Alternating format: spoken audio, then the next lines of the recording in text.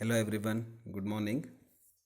So, in this session, we'll start with the test on bitumen, that is the remaining part of the bitumen, that is specific gravity test. So, basically, this is a common test in all the materials, since we'll come to know that how exactly the strength of the material will be there. So, strength is directly proportional to specific gravity. If specific gravity is good, then strength also it is, we can say that it is good, right? So for this, first we need to take a clean and dry and weigh the specific gravity bottle along with the stopper. So here that procedure part is very simple, right? So first we should take the specific gravity bottle along with the stopper here. So here you can see this, the diagram A, which represents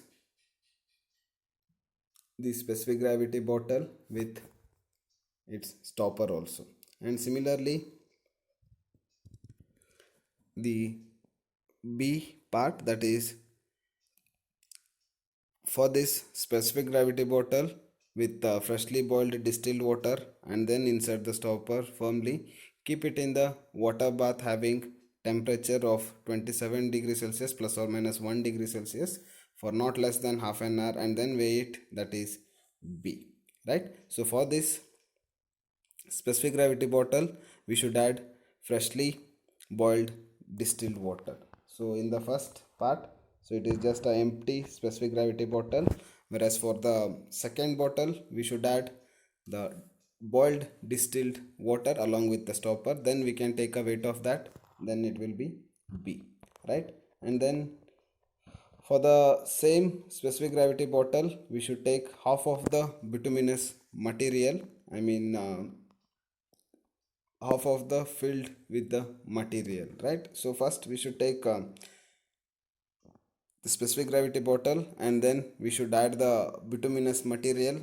Exactly, it should come half of that specific gravity bottle, and again by adding a stopper we need to take a weight of that, so that weight will be C there.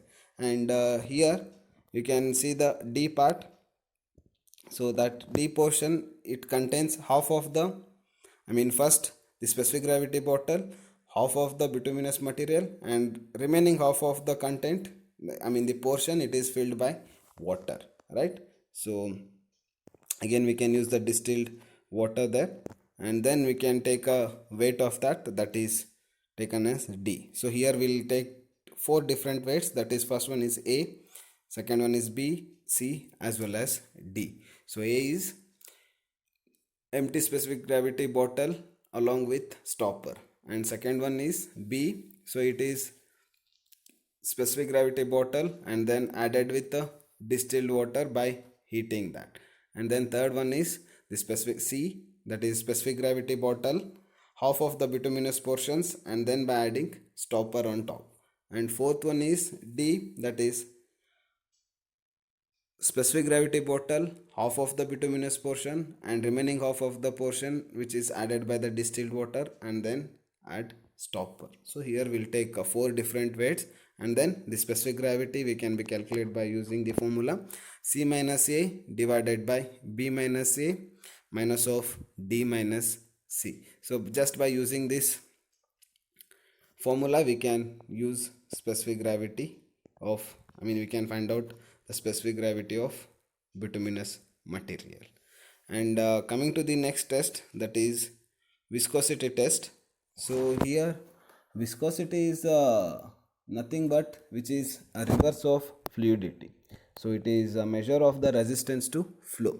So higher the viscosity of the liquid substances, the more nearly it approaches a semi-solid state in consistency. So thick liquid is said to be a more viscous than a thin liquid. So here in this particular test, we require the following apparatus. They are an orifice viscometer, water bath, stirrer. So usually the stirrer has to be used just to maintain the constant temperature throughout the water bath as well as the throughout the bituminous mixes. And then the measuring flask, thermometer just to measure the temperature, and then stopwatch. So stopwatch and thermometer are just required to note down the proper readings. Okay, and here, before going to the procedure part, you can see the diagrams here. So it consisting of an orifice viscometer, right? So this is the orifice viscometer. So what you can see here, so in this orifice viscometer, it is in a circular in its shape, and within this particular orifice viscometer, a small, again one more portion will be there. So in that small portion we can fill the bituminous material, and that will, it will be fixed at the center part, and then the surrounding of that particular portion we can fill by water. Okay, so that is how it is going to be modified, I mean the manufactured in the setup, right? So in this particular box like system, I mean in the orifice viscometer, at the center, it is consisting of two black structures. So within that two black structures we need to place the bitumen. Later we'll tell the standard procedure for that. Just I am telling you, briefing out how exactly this process will be there. So in this particular part, I mean in this apparatus, center two black structures will be there. That is a closed one, right? Only at the top it will be open, so that through that opening portion we can add the bitumen. Whereas next surrounding to that, it is with the empty space that is covered by this particular orifice meter. So center a two black structure, and then entire space is with the empty, and then it is covered with this orifice viscometer exterior part. Okay, so that open space we can be filled by the distilled water, and whereas in the two black structures we can add the bitumen content. And here you can see the measuring flask at the bottom. So it is just to take the measuring, I mean just to collect the bituminous sample after the test. Okay, so even we can call it as a measuring flask, or else even we can call it as receiver. So this white like structures, two black structures, what you can see, that is the flask, measuring flask, or even we can call it as receiver. Okay, so now moving towards with the procedure part. So procedure is really very simple.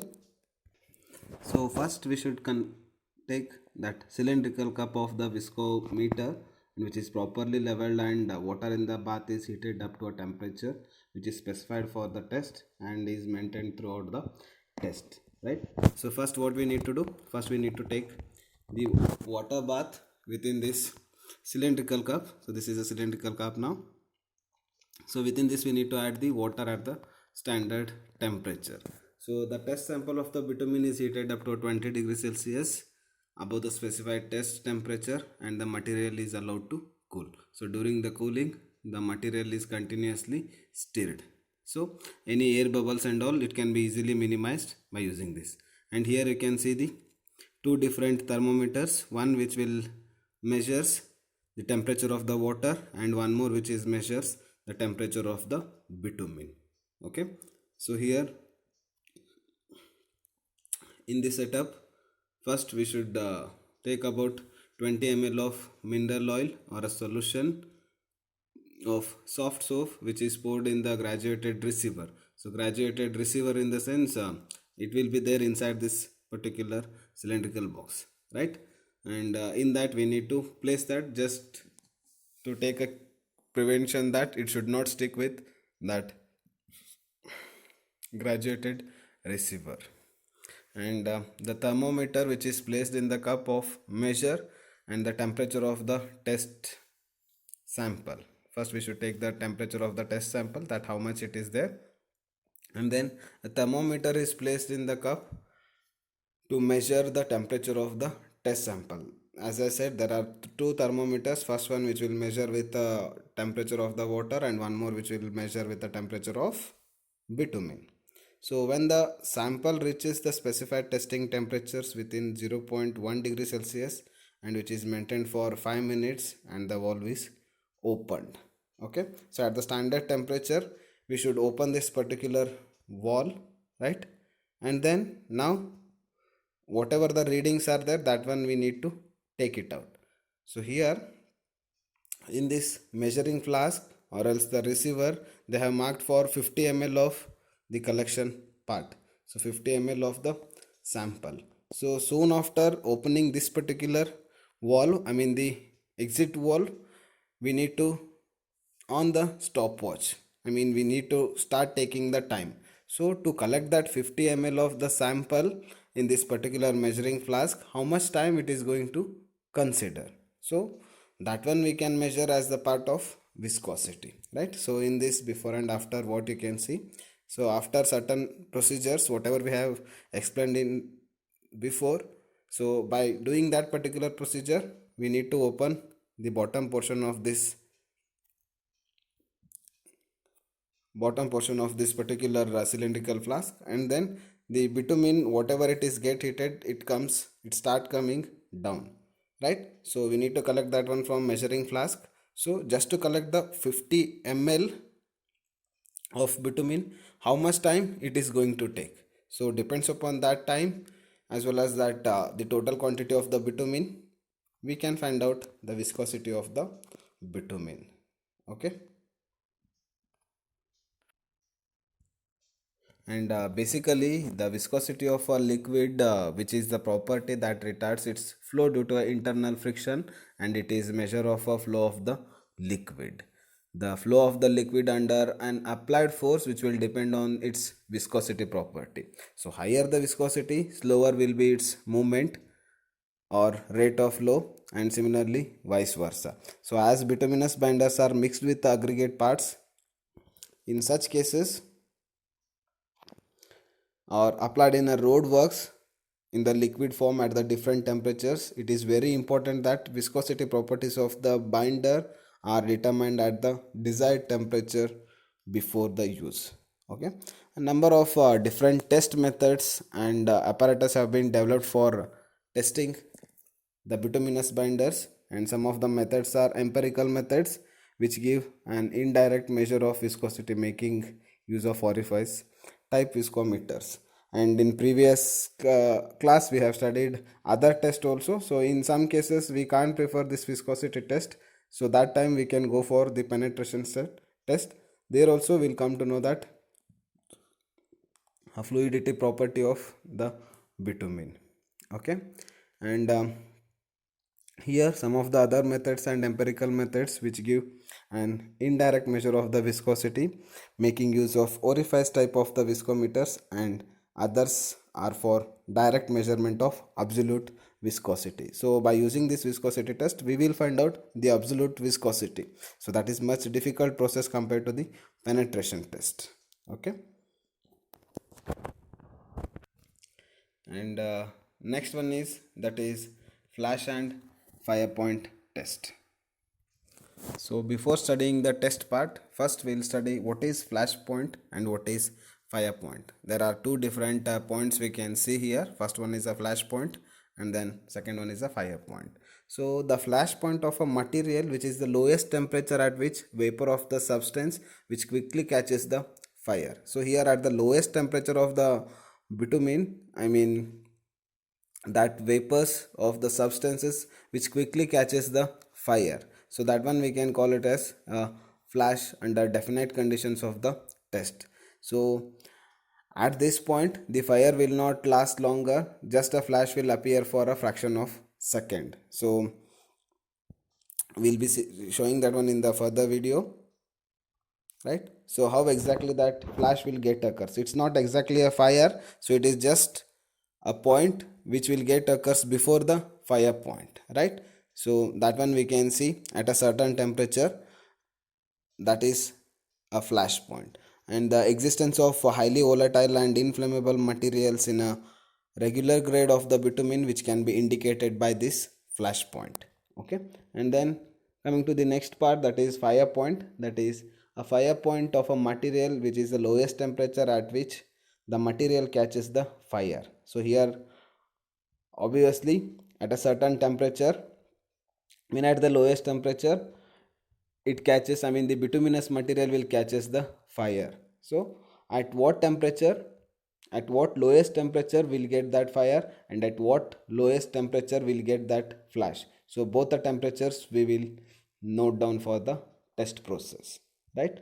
and the presence of combustible materials in a bituminous material, which can be indicated by the fire point. Okay, and then so here you can see the apparatus setup. So first apparatus, that is we require Cleveland open cup apparatus. So again this particular apparatus consisting of the test cup. So here you can see this. So this is a test cup which is placed at this part, right? So here for this test cup, even we have heater and even the base plate also will be there, and then here the thermometer clamp so that we can fix the thermometer at this particular point, and then here the ignition, so we can check the flash point as well as the fire point just by using these ignitions. Even you can sometimes you can use the match box sticks also, but you need to be very careful whenever you will use that. Okay, and then this Cleveland open cup apparatus, it requires, I mean, it is consisting of the following apparatus, that is test cup, heating plate, heater, thermometer support, heating support, heating plate support, filling level gauge, shield, and then the thermometer, right? And here you can see that entire setup in one more diagram, so which is consisting of a handle, or else even you can call it as a cup, and even ignition and thermometer setup, each and everything. And here it is a closed one, right? So these are a part of apparatuses. So here in this apparatus part, that is a Cleveland open cup apparatus, this apparatus consisting of the test cup, heating plate, test flame, applicator and the heater, thermometer support, and then heating plate support, and all conforming to the given requirements. The first one is the test cup. So here what you can see, the test cup, so which is made up of a brass material which is conforming to the dimensions as given in the table, and then the cup may be equipped with a particular handle. So here you can see the handles here, right? And then on below of this cup you can see the heating plate, right? So this heating plate might be, it is a brass one, or else a cast iron, or even we can be used wrought iron or steel plate with a center hole which is surrounded by an area of plain depression, so that we can fix that test cup within that particular area. And a sheet of hard asbestos board which covers the metal plate that except over the area of the plain depression in which the test cup is supported, right? And the essential properties, it should get satisfied whenever it will comes with part of apparatus. And here the melt bed which may be mounted on the plate so that it extends through a slightly above the suitable small hole in the asbestos board, right? And then the test flame applicator, that is here you can see this, the test flame might be, it can be provided by this ignition process. The device which is applying the test flame, which may be any of the suitable design, but tip shall be with 1.6 to 5 mm diameter. So this whatever the fire or else whatever the flame it is going to provide, so that particular instrument tip will be having 1.6 to 5 mm in its dia, and at the end the orifice shall have an approximate diameter of 0.8 mm to 0.031 inch, right? So the device for applying the test flame shall be mounted on the permit automatic duplication of the sweep of the test flame, the radius of the swing which being not less than 150 mm, and then the heater. So at the heater portion what you can see here, so this heater which may be supplied from a convenient source, the use of gas burner of alcohol lamp is permitted here, but under no circumstances are products of combustion or free flame to be allowed to come up around the cup. So an electrical heater which is controlled by a variable voltage transformer is also preferred. And in some cases, the source of heat shall be centered under the opening of the heat plate with a no local superheating. So in that cases, the flame type heaters may be protected from the drafts or excessive radiations by an suitable type of shield that does not project above the level of upper surface of the asbestos board. And then the thermometer support, which is a device that may be used which will hold the thermometer in justified position. So during a test condition, that particular thermometer should have a proper usage. So it is going to fix up to this thermometer clamp, right? And heating plate support. So here heating plate support also will be there. So any convenient support will be hold the heating plate level and steady may be employed, right? And this is up to apparatus part of this flash and fire point test. Okay, and coming to the part of the procedure. So here the bitumen to above its softening point, generally 75 degrees Celsius to 100 degree Celsius. First we need to heat this particular bitumen above the softening point, that is up to 75 degrees Celsius to 100 degrees Celsius, and continuously we need to stir that one so that any air bubbles, if it is present, it can be removed off. And now we need to fill that particular melted bitumen in that brass cup. So there will be a certain marking place there. Till that we need to fill that particular bitumen to that dimensions. And over the accessories like thermometer and flame exposures are suitably fixed in their particular positions. Now the lit up to the flame and set the size of a flame to 4 mm in its diameter. So now after filling the bitumen in this particular cup, right? So after filling the bitumen by melting 75 degrees Celsius to 100 degrees Celsius in this particular cup,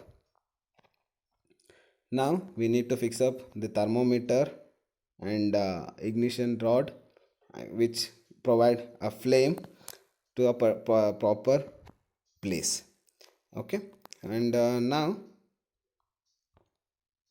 the bitumen is getting heated, and preferred rate of heating should be 5 degrees Celsius to 6 degrees Celsius per minute. So now we goes on heating this particular bitumen, that is up to 5 degrees Celsius to 6 degrees Celsius per minute. So every minute we need to increase that test temperature from 5 degrees Celsius to 6 degrees Celsius. So in that particular rate we can increase the temperature. So now that particular bitumen which is placed on this cup as well as this heater, it is crossing that softening point, and then even it reaches more than 100 degree Celsius.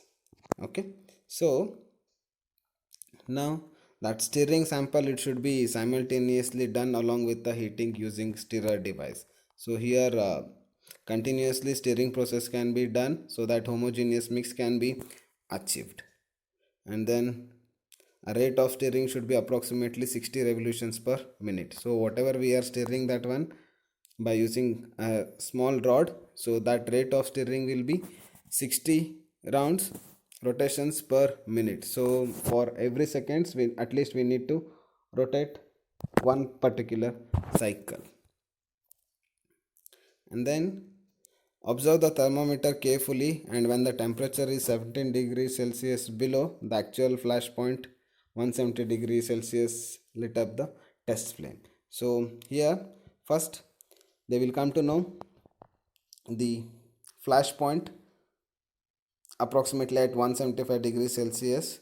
So we need to note down that particular temperature.